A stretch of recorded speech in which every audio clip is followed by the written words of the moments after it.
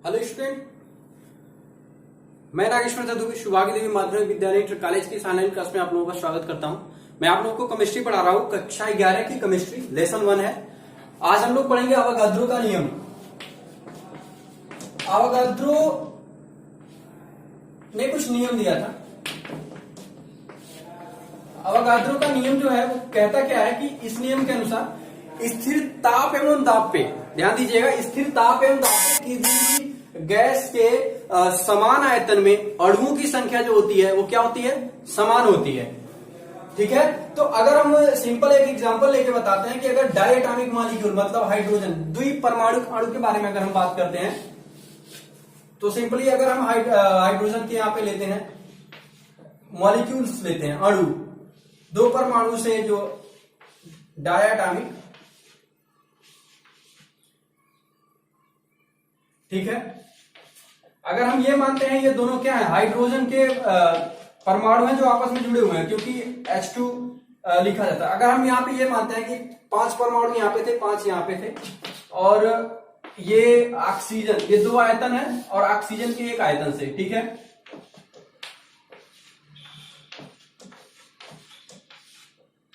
ये क्या है, ऑक्सीजन के एक, यहाँ पे H2 लिख देता हूं मैं, H2 है, यहाँ पे ऑक्सीजन है, O2 है। अब ये आपस में क्या कर रहे हैं, गैस है, आपस में रिएक्ट करके जलवाष्प के मॉलिक्यूल्स बनाते हैं। तो जलवाष्प के जब अणु बनाएंगे तो उस कंडीशन में क्या होगा, ये आपको पता है कि H2 में 1 ऑक्सीजन 2 हाइड्रोजन से इस प्रकार से जुड़ा होता है, ठीक है, स्ट्रक्चर होता है, कुछ ऐसा होता है। तो उस कंडीशन में अगर हम एक लेते हैं, 1 ऑक्सीजन का अणु परमाणु लेते हैं, वो 2 हाइड्रोजन परमाणु से क्या होगा, जुड़ा होगा। तो ऐसे अगर हम बनाएं इसको तो हम क्या देखने को मिलेगा,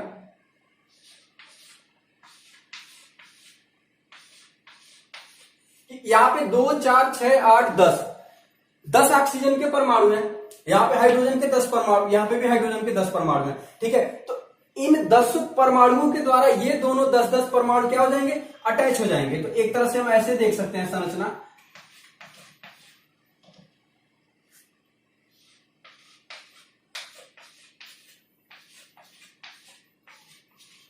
अगर हम एक को सपोज करिए डार्क वाला है, इसको ऑक्सीजन का मानते हैं हम, मॉलिक्यूल परमाणु मानते हैं, सॉरी, अगर इसको हम ऑक्सीजन का परमाणु करते हैं कि ये परमाणु को रिप्रेजेंट कर रहा है किसके, ऑक्सीजन को, डार्क कर दिया हमने। तो इस तरह से 2 आयतन हाइड्रोजन 1 आयतन ऑक्सीजन मिलके क्या बनाया, 2 आयतन जलवाष्प बनाता है। क्या बनाता है, 2 आयतन जलवाष्प बनाता है। और इस तरह से अवोगाद्रो का जो नियम है कि स्थिर ताप एवं दाब पे जो गैसें होती हैं समान आयतन में गैसों के अणुओं की संख्या जो होती है वो क्या होती है, समान होती है। ये अवोगाद्रो का नियम था, ठीक है। अब नेक्स्ट नियम चलते हैं हम डाल्टन का परमाणुवाद।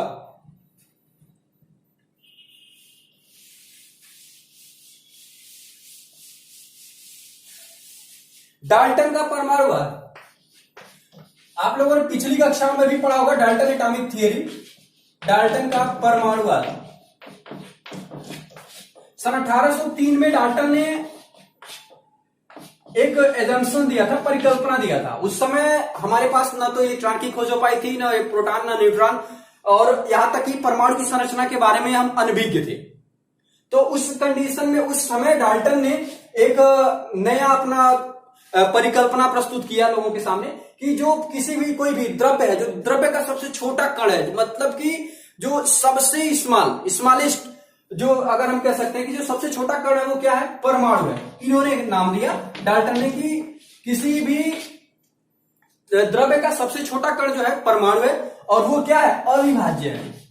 क्यों, क्योंकि अगर विभाज्य होता तो उसे हम सबसे छोटा नहीं कहते, हम क्या कहते हैं, उससे भी छोटा, अगर विभाज्य तो उससे भी छोटा कोई टूट जाता।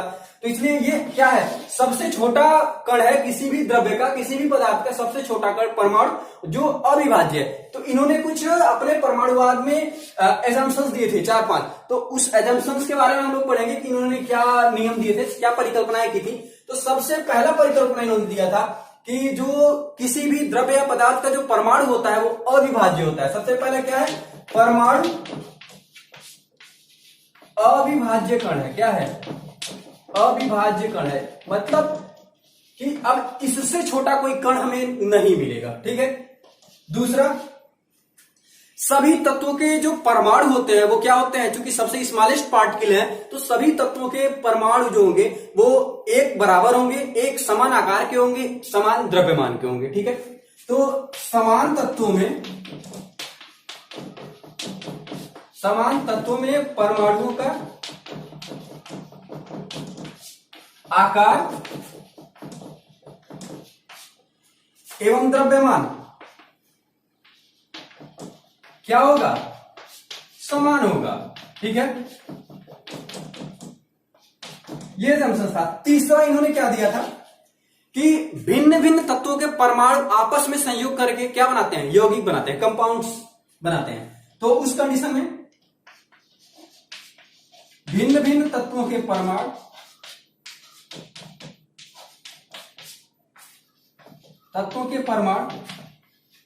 आपस में संयोग करके निश्चित अनुपात में, ठीक है, आपस में निश्चित अनुपात में संयोग करके क्या बनाते हैं, यौगिक बनाते हैं। ठीक है, नेक्स्ट चौथा इन्होंने दिया था कि परमाणु को न तो उत्पन्न किया जा सकता है न ही नष्ट किया जा सकता है। जैसा कि मैंने इस ऑनलाइन क्लास के पहले वीडियो में मैंने बताया था द्रव्यमान संरक्षण का नियम, तो उस हिसाब से परमाणु को न तो उत्पन्न किया जा सकता है और न ही नष्ट किया जा सकता है। तो उन्होंने चौथा दिया कि परमाणु जो है एक तरह से ये कह सकते हैं अविनाशिता का नियम भी इसको बोल सकते हैं आप, कि वो क्या है, अविनाशी है, उसको ना नष्ट किया जा सकता है और ना ही बनाया जा सकता है। तो परमाणु न तो उत्पन्न किया जा सकता,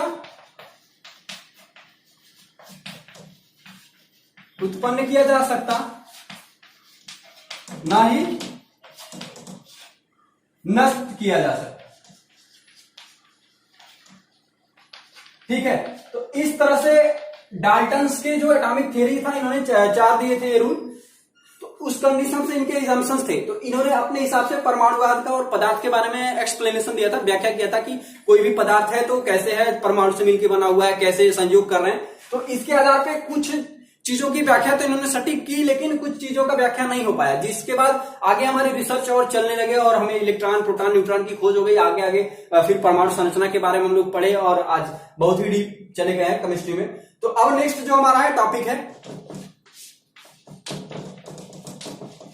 परमाणु द्रव्यमान, एटॉमिक वेट। एटॉमिक वेट में सबसे पहले ध्यान दीजिए कि परमाणु द्रव्यमान जो शुरुआत में 1803 या उससे भी पहले हम क्या करते थे कि किसी भी जब 1803 में डाल्टन ने दिया कि एटॉमिक थ्योरी है, किसी भी द्रव्य का सबसे छोटा कण जो है वो परमाणु है। अब ये बात आई कि डिफरेंट एलिमेंट्स के, भिन्न भिन्न तत्वों के जो परमाणु हैं उनका द्रव्यमान क्या होगा, परमाणु द्रव्यमान क्या होगा। तो उसके लिए फिर आया कि हाइड्रोजन को सबसे हल्का और सबसे स्टार्ट हाइड्रोजन के लिए एक आ गया कि 1H1 है इसका, और इसको हम क्या करेंगे कि सबसे छोटा एक यूनिट इसी से लेके कंपेयर करेंगे, किसके सापेक्ष, हाइड्रोजन के सापेक्ष सभी तत्वों के परमाणुओं को हम कंपेयर करेंगे और उसके हिसाब से उसके द्रव्यमान को क्या करेंगे, मेजर करेंगे, काउंट करेंगे। एक तरह से मापन के लिए हाइड्रोजन को एक इकाई बनाई गई, मात्रक बनाया गया। ठीक है, लेकिन आगे चल के वो विफल हुआ। फिर जब हमारे पास कार्बन डेटिंग और स्पेक्ट्रोस्कोपी कई सारे जब उपकरण उपलब्ध हुए तो हमने देखा कि परमाणु द्रव्यमान को ऐसे डिफाइन किया गया, atomic mass unit AMU, atomic mass unit के रूप में डिफाइन किया गया, मात्रक बनाया गया इसका। एटॉमिक मास यूनिट के हिसाब से यह कहा गया कि किसी भी परमाणु का द्रव्यमान कार्बन 12, ध्यान दीजिएगा, कार्बन 12 के समस्थानिक के परमाणु के 1/12, कार्बन 12 के समस्थानिक के 1/12 भाग के बराबर होता है। क्या होता है, तो इस तरह से हमने निकाला कि जो कार्बन 12 का, जब हमने देखा कि कार्बन 12 का जो परमाणु द्रव्यमान है उसके एक परमाणु का जो भार है उसको अगर हम 1/12 करते हैं, क्या करें, 1/12 मतलब कि 12 भाग, जो 12वां भाग है उसका, वो हम क्या कर सकते हैं, उसको standard AMU, atomic mass unit मान सकते हैं, एक इकाई देते हैं और उसके सापेक्ष ही सभी तत्वों के परमाणुओं का परमाणु द्रव्यमान क्या करते हैं, हम मेजर करते हैं या काउंट करते हैं। तो इस तरह से हमारा परमाणु द्रव्यमान हो गया कि किसी भी परमाणु का परमाणु द्रव्यमान कार्बन 12 के समस्थानिक के 1/12 भाग के समस्थानिक के परमाणु द्रव्यमान के 1/12 भाग के बराबर होता है। ठीक है, नेक्स्ट आते हैं हम अणु द्रव्यमान। जैसा कि नाम से स्पष्ट है अणु का द्रव्यमान। तो अगर हमें पता है कि परमाणु द्रव्यमान को हमें पहले से पता है, तो अगर हम सपोज करिए H2O है, ये क्या है, एक यौगिक है। जल क्या है, H2O एक यौगिक है। अब ये जो इसका अणु है, एक अणु या हाइड्रोजन लेते हैं एक अणु, ऑक्सीजन लेते हैं एक अणु, इसमें जो भी सन्निहित है, मतलब क्या है, 2 हाइड्रोजन और 1 ऑक्सीजन का परमाणु, 2 हाइड्रोजन का परमाणु, तो इनका जो एटॉमिक वेट है उसको हम क्या कर सकते हैं, ऐड कर सकते हैं। वही हमारा क्या मिल जाएगा, इसका आणविक द्रव्यमान। मतलब कि किसी भी यौगिक या किसी भी तत्व के अणु का जो द्रव्यमान होगा वही क्या कहलाएगा, हमारा आणविक द्रव्यमान कहलाएगा। क्लियर है। नेक्स्ट आते हैं हम औसत द्रव्यमान है, एक टॉपिक है आपका औसत परमाणु द्रव्यमान।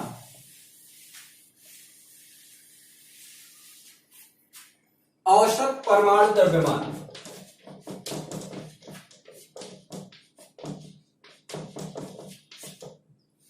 तो जैसा कि देखिए एवरेज एटॉमिक वेट, तो जैसा कि नाम से स्पष्ट है कि औसत परमाणु द्रव्यमान, यानी कि मतलब क्या हुआ कि कई सारे परमाणु होंगे, उनका एवरेज लिया गया। क्या लिया गया, एवरेज लिया गया। अब एवरेज लेने की जरूरत क्या पड़ी, क्यों हम ले रहे हैं, तो जो कुछ आइसोटोप्स मतलब समस्थानिक होते हैं, या जो अब जैसे कार्बन का ही हमने लिया कि कार्बन 12 की क्या है, समस्थानिक है, हाइड्रोजन के क्या है, समस्थानिक है। तो इस तरह से जो समस्थानिक है, तो समस्थानिक का मतलब आप लोगों को कक्षा 9 में पढ़ाया गया होगा कि द्रव्यमान संख्याएं भिन्न भिन्न होती हैं, परमाणु क्रमांक उनका समान होता है। ठीक है, तो ये ऐसा कारण, ये समस्थानिक का गुण क्यों शो करते हैं, क्या होता है, रेडियो एक्टिविटी के कारण शो करते हैं। ये कभी कभी उनकी जो द्रव्यमान संख्याओं में परिवर्तन हो जाता है, इसलिए वो समस्थानिक के रूप में आ जाते हैं। तो अब कार्बन 12 के जो समस्थानिक हैं, तो ये बाहुल्यता के कारण, जैसे कि जो सबसे ज्यादा पाया जा रहा है, जैसे मान लीजिए कार्बन है 12C, 13C, 14C। ध्यान दीजिएगा, ये जो हमने लिखा है ये एटॉमिक वेट है, एटॉमिक मतलब कि द्रव्यमान संख्या है, ना कि परमाणु क्रमांक समझ लीजिएगा आप लोग इसे। ठीक है, परमाणु क्रमांक जो सबका है ये 6 ही है। ठीक है, तो अब इस कंडीशन में जो बाहुल्यता है, मतलब जनरल वे में हमें जो मिल जाता है जो कार्बन, उसका परसेंटेज हम देखेंगे। अगर यहाँ पे आप लोगों के बुक में भी दिया होगा 98%, 1%, तो अगर देखते हैं तो ये क्या होगा, हमारा जो कार्बन का अवेलेबिलिटी है, ये वाला कार्बन 12 सबसे ज्यादा है।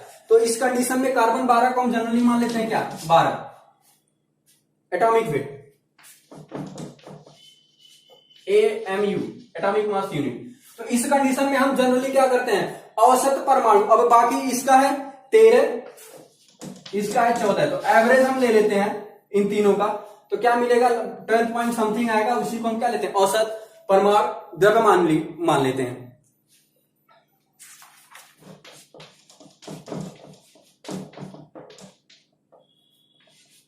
सूत्र द्रव्यमान,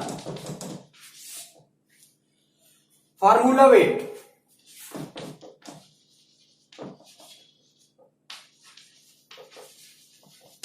फार्मूला वेट का मतलब क्या हुआ, हमें क्यों जरूरत पड़ी फार्मूला वेट निकालने की जरूरत क्या पड़ी, जब हम अणु द्रव्यमान पढ़ रहे हैं, परमाणु द्रव्यमान पढ़ रहे हैं, तो सूत्र द्रव्यमान की क्या जरूरत पड़ी। तो सूत्र द्रव्यमान का हमें तब जरूरत पड़ता है कि जैसे कुछ यौगिक ऐसे भी होते हैं कि जो हमें कभी भी आणविक रूप में या परमाणविक रूप में नहीं मिलते, हमेशा क्या मिलेंगे, क्रिस्टल के फॉर्म में मिलेंगे, सॉलिड स्टेट में मिलेंगे, क्रिस्टल के फॉर्म में मिलेंगे।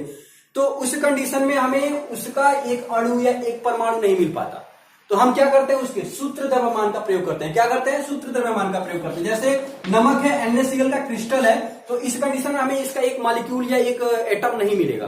ठीक है, ये हमेशा मैंने आपको कक्षा 12th में पढ़ाया जाएगा, सॉलिड स्टेट में NaCl क्रिस्टल के बारे में तो बताया जाएगा। तो उस कंडीशन में NaCl का जो फार्मूला होता है, फार्मूला वेट कहिए या फार्मूला होगा कि NaCl से हमें ये होगा कि सोडियम और क्लोरीन दोनों का जो परमाणु द्रव्यमान है उसको हम ऐड कर देंगे, वही क्या हो जाएगा, हमारा सूत्र द्रव्यमान कहलाएगा। क्लियर है। नेक्स्ट टॉपिक है आपका मोल संकल्पना या मोलर द्रव्यमान। मोल संकल्पना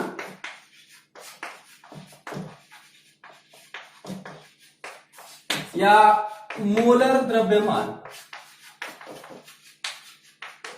अब हम बात करेंगे मोल की। देखिए बहुत ही इंपॉर्टेंट टॉपिक है और इंटरेस्टिंग टॉपिक है। केमिस्ट्री में हर जगह आपको मिलेगा मोल। ये ऐसा वर्ड है, 1 मोल 2 मोल, नाइट्रोजन, ऑक्सीजन, डिफरेंट कोई भी एलिमेंट होगा या कंपाउंड होगा, सब जगह आपको मिलेगा। सॉल्यूशन चैप्टर में मिलेगा हर जगह। तो मोल होता क्या है इसको हम समझ लेते हैं। जैसे कि देखिए फिजिक्स में हर जगह दूरी को मापने के लिए हमने मीटर बनाया, समय को मापने के लिए घंटा, एक मात्रक बनाया हमने। तो हर मात्रक की कुछ अपनी विशेषता होती है। जैसे अगर मीटर है, 1 मीटर, तो 1 मीटर में 100 सेंटीमीटर होता है, 1 किलोमीटर में 1000 मीटर होता है। इस तरह से एक मोल जो हमारा मात्रक बनाया गया, इसकी एक विशेषता है। इसकी जो जनरल रूप में अगर हम डायरेक्ट ये तरह से समझना चाहें तो Avogadro number 6.022 into 10 to the power 23 number of molecules, या ये किसी भी तत्व का अगर हम बोलते हैं कि 1 मोल नाइट्रोजन, 1 मोल ऑक्सीजन, 1 मोल हाइड्रोजन, मतलब कि हाइड्रोजन के इतने कितने अवगाद्रो नंबर्स, इसको बोलते हैं, क्या बोलते हैं, अवगाद्रो नंबर्स। अवगाद्रो नंबर्स के बराबर के परमाणु का जो द्रव्यमान होगा वही क्या कहलाएगा, 1 मोल कहलाएगा। अगर हम कहते हैं कि 1 मोल नाइट्रोजन, क्या लेते हैं, 1 मोल नाइट्रोजन, तो उस कंडीशन में उसका मतलब क्या होगा, 1 मोल नाइट्रोजन लिखने का मतलब कि नाइट्रोजन के इतने अणुओं का क्या लिखेंगे हम, द्रव्यमान लेंगे। क्या लेंगे, नाइट्रोजन के इतने परमाणुओं का द्रव्यमान लेंगे। ठीक है, तो 1 मोल नाइट्रोजन या 1 मोल हाइड्रोजन, ऑक्सीजन या 1 मोल जल का यौगिक, तो इतने अणुओं का जो समूह होगा उसका जो द्रव्यमान निकालेंगे वही हमारा क्या कहलाएगा, 1 मोल कहलाएगा। सिंपल लॉजिक है, सिंपल समझिए। बाकी डेफिनेशन में अगर आप कहेंगे कि मोल क्या होता है, तो किसी भी पदार्थ का मोल वह मात्रा होता है कि उसके उतने ही अणु उपस्थित होते हैं जितने की अवगाद्रो संख्या के बराबर होते हैं। ठीक है, या सिंपल में अब हम डायरेक्ट समझना है कि अवगाद्रो संख्या हमारी ये है, किसी भी तत्व का या यौगिक का, अगर यौगिक लेंगे तो अणु लेंगे, तत्व लेंगे तो परमाणु लेंगे, किसी भी तत्व के इतने परमाणुओं का जो द्रव्यमान होगा वो क्या होगा, 1 मोल होगा। क्लियर है। अब इसको और इजी वे में लेते हैं हम। जनरल रूप में अगर हम कह दें 1 मोल की नाइट्रोजन की या 1 मोल कार्बन का क्या वैल्यू होगा, कितना ग्राम होगा। ठीक है, क्योंकि हम यहां पढ़ रहे हैं ना मोलर द्रव्यमान। 1 मोल को ग्राम में जब हम डिफाइन करेंगे, क्या करेंगे, ग्राम में डिफाइन करेंगे, तो हम मोलर द्रव्यमान के रूप में उसे बोलेंगे। तो अब अगर हम लेते हैं कि नाइट्रोजन, सपोज करिए हमने लिखा था यहां पे 1 मोल नाइट्रोजन। 1 मोल नाइट्रोजन का मतलब क्या हुआ, सिंपली समझ लीजिए कि 6.022 गुणे 10 के घाते 23, तो इतने अणुओं का द्रव्यमान चाहिए। अब इतने अणुओं का द्रव्यमान का मतलब क्या है कि अभी कार्बन डेटिंग से या परमाणु द्रव्यमान में समझाया गया था कि जो कार्बन के समस्थानिक होते हैं उसके 1/12 भाग के बराबर होते हैं, तो उसमें भी इतने ही अणु होते हैं। और अवगाद्रो नियम भी यही था कि समान ताप और दाब पर गैसों के समान आयतन में अणुओं की संख्या समान होती है, तो सबके अणुओं की संख्या समान है। तो उस कंडीशन में नाइट्रोजन है, सिंपली समझ लीजिए आपके लिए न्यूमेरिकल सॉल्व करने के लिए है ये, कि नाइट्रोजन का जो एटॉमिक नंबर, परमाणु क्रमांक 7 है, एटॉमिक वेट द्रव्यमान संख्या या परमाणु भार, वो क्या होता है, 14।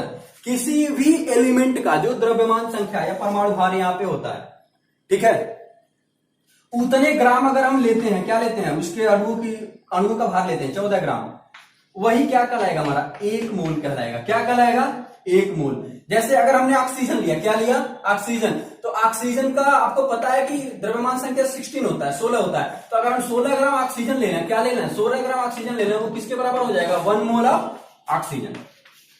क्लियर है। तो सिंपल लॉजिक ये समझ लीजिए मोल का। बाकी डिफिनेशन है तो किसी पदार्थ के 1 मोल किसी पदार्थ का वह मात्रा है जिसमें उतने ही अणु उपस्थित होंगे जितने की अवगाद्रो संख्या 6.022 10 टू द पावर 23 के बराबर होते हैं। या डिफिनेशन और भी बुक्स में आपके दिए हुए हैं, आप उसको भी लिख सकते हैं। क्लियर है। नेक्स्ट टॉपिक हम चलते हैं,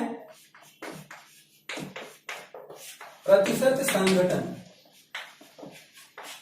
जैसा कि नाम से स्पष्ट है, प्रतिशत संघटन। संघटन मतलब क्या होता है कि उपस्थित होना, जो कई सारे जैसे रिएक्टेंट हैं और प्रोडक्ट हमारा कन्वर्ट हो रहा है, तो ये क्या है, ये संगठन है। इसके संगठक अणु कहिए, परमाणु कहिए, इनकी इतने लोगों से ये मिलके क्या है, ये हमारा जो अभी उत्पाद है वो बना हुआ है। तो अब प्रतिशत निकालना है हमें, क्या निकालना है, प्रतिशत संगठन। ए का कितना परसेंट है, बी का कितना परसेंट है। उस कंडीशन में क्या है, कितना भार, कितना ग्राम ए यूज किया गया, कितना ग्राम बी लिया गया और कितना ग्राम हमें क्या मिला, ए बी। अगर उसके हिसाब से देखेंगे या परमाणु द्रव्यमान के बारे में सोचेंगे तो अगर हम कहें लिखें कि ए का प्रतिशत संघटन, ए का प्रतिशत संघटन, तो क्या होगा, ए का परमाणु द्रव्यमान, ए का परमाणु द्रव्यमान डिवाइडेड बाई ए बी का परमाणु द्रव्यमान गुणे 100। इस तरह से हम क्या निकाल सकते हैं, प्रतिशत संघटन निकाल सकते हैं। अब या तो परमाणु द्रव्यमान ले सकते हैं, मोलर द्रव्यमान दे सकता है, कुछ भी दे सकता है। इसका मतलब कि द्रव्यमान या मात्रा को किसी भी यूनिट में वो मेजर करके आपको दिया जा सकता है न्यूमेरिकल में। तो हम क्या करेंगे, जो यहाँ पे यूनिट दिया रहेगा उसी को हम लिखेंगे यहाँ पे, ठीक है, मात्रा के रूप में। नेक्स्ट आते हैं हम प्रतिशत संघटन के बाद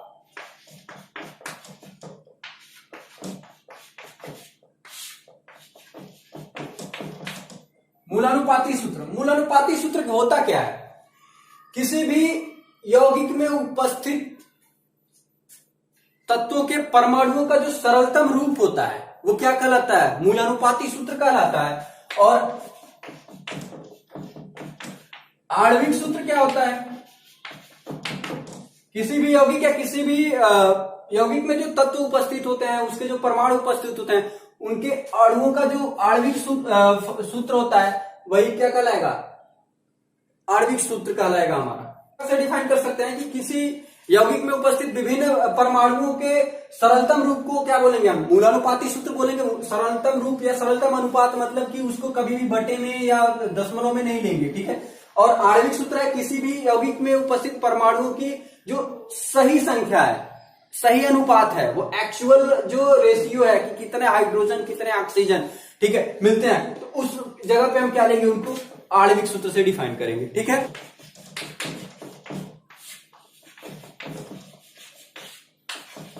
अभिकर्मक, लिमिटिंग रिएजेंट, ये जैसे होता क्या है कि जब हम कोई भी दो अभिकारक या अभिकर्मक कहिए लेकर रिएक्शन कराते हैं और हमारा क्या बनता है, प्रोडक्ट, तो इस प्रोडक्ट के बनने की एक सीमा होती है, कब तक प्रोडक्ट बनेगा, कितनी तेजी से बनेगा, कैसे बनेगा, तो ये सब चीजें तो ठीक है। लेकिन अब हम क्या करेंगे, किस सीमा तक बनेगा, क्योंकि हम क्या पढ़ रहे हैं, सीमांत अभिकर्मक, तो किस सीमा तक अभिक्रिया होगी उसके बारे में अगर हम जब देखते हैं तो कभी कभी क्या होता है कि जो अभिकारक होते हैं, अभिकर्मक जो होते हैं, किसी एक अभिकर्मक के खत्म हो जाने के बाद अभिक्रिया बंद हो जाती है, वो अभिक्रिया फिर दोबारा नहीं होती है। तो उस अभिकर्मक को, वह अभिकर्मक जिसके फिनिश हो जाने या समाप्त हो जाने के बाद अभिक्रिया बंद हो जाती है, उसी को हम क्या बोलते हैं, सीमांत अभिकर्मक, लिमिटिंग रिएजेंट। क्लियर है। नेक्स्ट आते हैं हम बिलियन। अगर हम लेते हैं, जैसे देखिए ये जो आपका फर्स्ट चैप्टर है, ये एक तरह से जैसे फिजिक्स में आप मापन और मात्रक पढ़ते हैं, उसी तरह से ये केमिस्ट्री को समझने के लिए जो बेसिक फंडामेंटल्स हैं उसके बारे में इस चैप्टर में पढ़ाया गया। तो अब नेक्स्ट है हमारा, अगर हम बिलियन में लेते हैं, बिलियन की बात करें, जब हम बिलियन बनाते हैं तो जनरली क्या लेते हैं हम लोग, सॉल्यूट और सॉल्वेंट लेते हैं, विलेय और विलायक। क्या लेते हैं, विलेय प्लस विलायक मिलके क्या बनता है हमारा, बिलियन बनता है, ठीक है। अब इस कंडीशन में विलेय जो है, विलेय की मात्रा कम होती है और विलायक की मात्रा ज्यादा होती है अपेक्षा विलेय के। तो सबसे पहला जो आएगा हमारा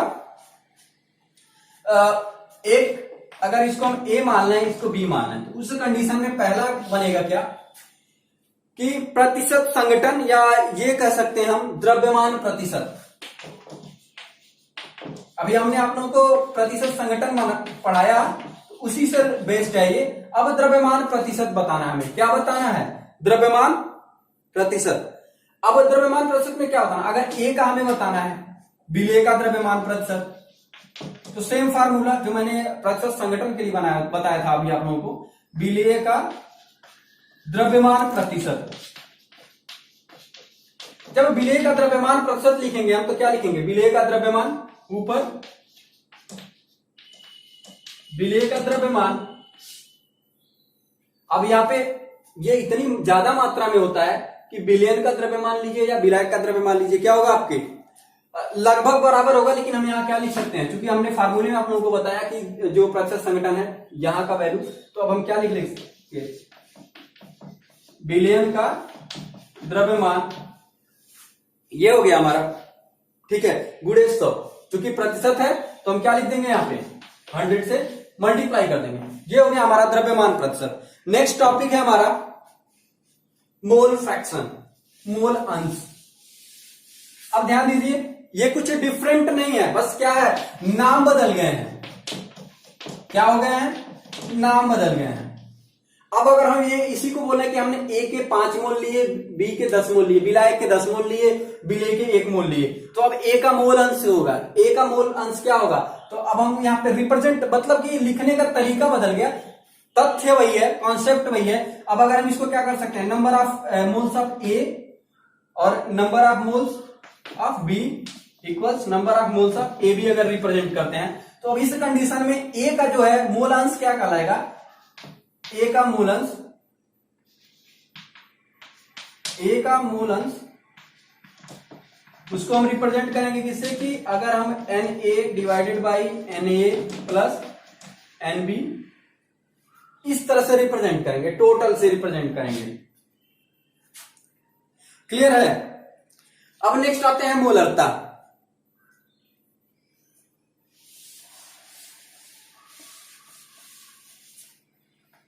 मोलरता, ध्यान दीजिएगा, ये मोल, मोलरता, मोललता, नॉर्मलता, ये सब चीजें बहुत ही इंपॉर्टेंट होती हैं, क्लियर होना चाहिए इसका कॉन्सेप्ट। तो मोलरता, अभी हमने बात किया मोल के बारे में, अब और अभी बिलियन के बारे में बात कर रहे थे हम कि विलेय और विलायक। तो जब हम विलेय और विलायक के कंडीशन में विलेय को, जो विलेय जो ले रहे हैं हम, वो क्या करें, अगर हम मोल्स में लें, किस में लें, मोल में, ठीक, और विलायक हमारा क्या हो, लीटर में हो, किसमें हो, लीटर में। तो उस कंडीशन में जो हमारा बिलियन बनेगा, वो मोलरता, उसकी सांद्रता जो प्रदर्शित की जाएगी, मोलरता से प्रदर्शित की जाएगी। यानी कि मतलब ये कहेंगे कि किसी पदार्थ की 1 मोल की मात्रा को 1 लीटर घोलने में जो सांद्रता प्राप्त होती है, वो क्या कहलाएगी, मोलरता कहलाती है। या किसी बिलियन के 1 लीटर विलायक में उपस्थित मोलों की संख्या ही क्या कहलाएगी, मोलरता कहलाएगी। डिफिनेशन को जस्ट हमने रिवर्स कर दिया कि अगर हम सांद्रता के पक्ष में बिलियन, जो आप लोगों को आगे चैप्टर पढ़ाया जाएगा बिलियन और उसके कंसंट्रेशन, सांद्रता के बारे में पढ़ाया जाएगा, तो ये कहा जाएगा कि 1 मोलर बिलियन। तो 1 मोलर बिलियन मतलब 1 मोल को 1 लीटर पानी में घोल दिया, वो क्या बन गया, 1 मोलर बिलियन बन गया। तो अब हम जब सिर्फ 1 मोलर ना कह के सिर्फ मोलरता को डिफाइन करना चाहेंगे, तो हम क्या लिखेंगे, 1 लीटर विलायक में उपस्थित किसी विलेय के मोल की मात्रा को ही क्या बोलेंगे, उसकी मोलरता बोलेंगे। क्या बोलेंगे, मोलरता बोलेंगे। क्लियर है। नेक्स्ट टॉपिक है हमारा मोललता। आते हैं मोललता पे।